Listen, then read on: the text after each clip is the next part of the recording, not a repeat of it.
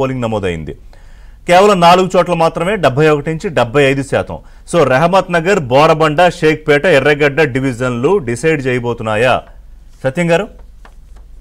Yes అండి. ఇవాళ మనం డివిజన్ వైజు లేకపోతే పోలింగ్ బూత్ వైజు మనం ఈ కౌంటింగ్ పర్సంటేజ్ల తేడా రావచ్చు, కానీ ఎక్కడైతే below middle class down trodden ఎక్కువ ఉందో అక్కడ పోలింగ్ ఎక్కువ అయింది. ఎక్కడైతే above middle class rich class ఉందో అక్కడ పోలింగ్ శాతం తక్కువ ఉంది. కాబట్టి ఇవాళ 48% ఇంత క్యాన్వాస్ చేసినా, ఇంత ఇంటెన్సివ్ థ్రైవింగ్ చేసినా కేవలం 48% పోలింగ్ అయిందంటే 50% దాటలేదంటే క్రైటీరియా అదే. కాబట్టి మనం ఎక్కడైనా తెలంగాణ వ్యాప్తంగా కూడా జనరల్ ఎలక్షన్స్ లో కూడా రూరల్ కాంపోనెంట్ ఎక్కువ ఉన్న దగ్గర ఎక్కువ శాతం అయింది, అర్బన్ కాంపోనెంట్ ఎక్కువ ఉన్న దగ్గర తక్కువ శాతం పోలింగ్ అయింది. ఉదాహరణకు ఒక ఎగ్జాంపుల్ చెప్తాం మీకు. జనరల్ ఎలక్షన్స్ లో మజరలో 91% పోలైంది ఎస్టీ నియోజకవర్గం, నకరకల్లో 88% ఎస్టీ నియోజకవర్గం, అట్లాగే వైరాల ఎస్టీ నియోజకవర్గం 88% పోలైంది, అట్లాగే డోర్నకల్ ఎస్టీ నియోజకవర్గం 86% పోలైంది. ఈ 4 నియోజకవర్గాల పేరుకే మున్సిపాలిటీలు, కానీ మొన్నటి వరకు గ్రామ పంచాయతీలకు ఉన్నాయి హెడ్ క్వార్టర్స్. రూరల్ కాంపోనెంట్ ఎక్కువ ఉంది, అర్బన్ కాంపోనెంట్ తక్కువ ఉంది, పోలింగ్ పర్సంటేజ్ ఎక్కువ ఉంది. ఇప్పుడు మెట్రో మున్సిపాలిటీ కన్నా మెట్రో లెవెల్ వచ్చే వరకు ఇంకా తక్కువ. హైదరాబాద్ హిస్టరీలో ఇటువంటి పరిస్థితి మనం చూస్తాం. అయితే ఉప ఎన్నిక కాబట్టి 55 కావచ్చు అని అనుకున్నాం. ఒక టైంలో అయితే ఆయన కాంగ్రెస్ అభ్యర్థి ఓటేసాక 65% వెళ్తుంది అనిపిస్తుంది కూడా అన్నారు. అంటే అసభావం అన్నారు. కాబట్టి ఇప్పటికి కూడా ఇంకా అబవ్ మిడిల్ క్లాస్ వాళ్ళకు ఈ ఎలక్షన్ క్యాంపెయిన్ అంటే రెస్పెక్ట్ లేదు.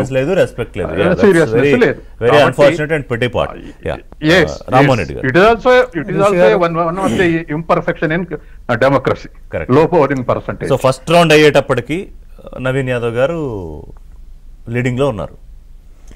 నేను స్కిప్ అవుతున్నా సార్. థ్యాంక్ యూ సత్యం గారు, థ్యాంక్స్ ఫర్ జాయినింగ్. ఓకే. తొలి రౌండ్ లో నవీన్ యాదవ్ గారికి 8,926 ఓట్లు వచ్చాయి. తొలి రౌండ్ లో నవీన్ యాదవ్ కి వచ్చి 62 ఓట్ల ఆధిక్యంలో మాత్రమే కాంగ్రెస్ అభ్యర్థి నవీన్ యాదవ్ ఉన్నారు. మళ్ళీ ఇంకొకసారి ఓట్లు చెప్తాను. జూబ్లీహిల్స్ తొలి రౌండ్ లో కాంగ్రెస్ ఆధిక్యంలో ఉంది. తొలి రౌండ్ లో కాంగ్రెస్ కు కేవలం 62 ఓట్ల మెజారిటీ మాత్రమే వచ్చింది. రామ్మోహన్ రెడ్డి గారు, ఒకసారి ఈ ఎగ్జిట్ పోల్లలో చూస్తే షేక్పేట్ ఇప్పుడు ఏదైతే జరిగిందో అందులో మైనస్ చూపించినాయి మనకంతా, ఆడ కూడా పాజిటివ్ వచ్చింది. ఇప్పుడు వాస్తవానికి ఇక్కడ మైనస్ వచ్చినాయి, మిగతా ప్రాంతాల్లో మనకు పాజిటివ్ వచ్చినాయి. ఇక్కడ షేక్పేట్ బీఆర్ఎస్ కి చాలా బలంగా ఉంది, వాళ్ళకే వచ్చేటటువంటి అవకాశం. సో అక్కడ కూడా మనమే వచ్చినాం కాబట్టి ఇక మాకు పాజిటివ్ ఉన్న దగ్గర ఆబ్వియస్ గా మార్జిన్ అనేటటువంటి పెరుగుతుంది కదా రిషి గారు. అయితే రాణి రుద్రమ గారు తను విఘ్నురాలు నాకు తెలుసు, బట్ ఎందుకో బీహార్ విషయం రాగానే రామ్మోహన్ రెడ్డి కాడ ఓటు ఉంది, ఆడ ఏం జరుగుతుందో తెలియనికంటే మరి కొత్తగా కనిపెడుతున్నట్టు బీజేపీలు ఓటు ఉంటేనే అక్కడ ప్రాంతీయంగా అభివృద్ధి ఏమవుతుంది అనేటటువంటిది. ప్రపంచంలో మనం ఎక్కడున్నా ఏ మూలనున్నా ఏ ప్రాంతం గురించి అయినా అభివృద్ధి సంక్షేమాల గురించి ఎట్లా మాట్లాడుతున్నాం అంటే వాళ్ళు ఇంకా అడ్వాన్స్డ్ వరల్డ్కి బీజేపీ రాలేనట్టుంది.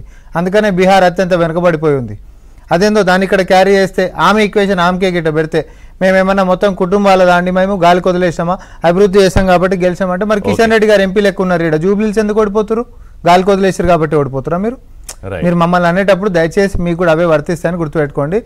ఈ రోజు వాళ్ళు 1,25,000 కోట్ల రూపాయల బడ్జెట్ ప్యాకేజ్ ఇస్తే నేను చెప్పినా సార్ 15% కూడా ఫుల్ఫిల్ కాలే. 15 నేషనల్ హైవేలు 44 ప్రామిస్ చేస్తే ఒక్కటంటే ఒకటి ఈ రోజు కంప్లీట్ కాలే. 17 అయితే మొదలు కూడా పెట్టలే.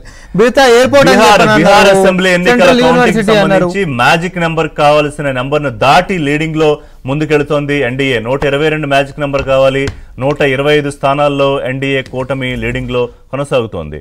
సో రుద్రం గారు, ఒకటి comment about Bihar and Rammohan Reddy గారు చేసిన కామెంట్ కి. యాక్చువల్లీ రిషి గారు 9 కి నేను ప్లీజ్ మీరు చెప్పేసి వెళ్ళండి. మీరు